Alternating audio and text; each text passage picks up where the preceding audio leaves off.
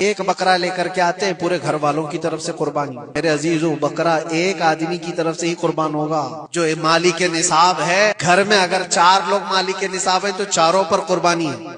شوہر پر بھی، بیوی پر بھی، بیٹے پر بھی، جو مالک نصاب ہے. مالک نصاب کا مطلب کیا ہے آپ جانتے ہیں؟ جس کے پاس 52.5 تولہ چاندی یا 7.5 تولہ سونا یا اس کے برابر کی قیمت ہو.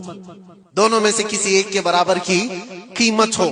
اور قربانی واجب ہونے کے لیے سال بھر پیسے ہونا ضروری نہیں. قربانی کے دنوں میں اگر وہ مالک نصاب ہوا تب بھی اس پر واجب.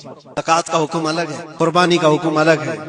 ہاں بڑے جانور میں 7 حصے ہو سکتے ہیں. اونٹ ہوا یا بیل بھینس، یہ جو بڑے جانور ہیں ان جانوروں میں 7 حصے ہو سکتے ہیں اور ان میں شریک ہونا جائز ہے. لیکن 7 لوگ جو شریک ہو رہے ہیں ان کے لیے بھی شرط ہے کوئی ایک بندہ بھی اس میں غلط عقیدے والا بھی نہ ہو اور گوشت کی نیت سے شریک نہ ہوا ہو، بلکہ سب قربانی کی نیت سے آئے ہوں تو سب کی قربانی ہوگی. یہ خیال بھی رہے ضروری ہے. جانور شریعت کے مطابق کا لے، عیب دار جانور کی قربانی نہ کرے. لاغر ہو، کمزور ہو، سینگ ٹوٹا ہوا ہو، کان کٹا ہوا ہو، پیر کٹا ہوا ہو، دم کٹی ہوئی ہو، یا اتنا کمزور کہ چل نہیں سکتا، کھڑا نہیں ہو سکتا، ایسا عیب دار جانور نہ لے. اور دوسری چیز، عیب کس کو کہتے ہیں؟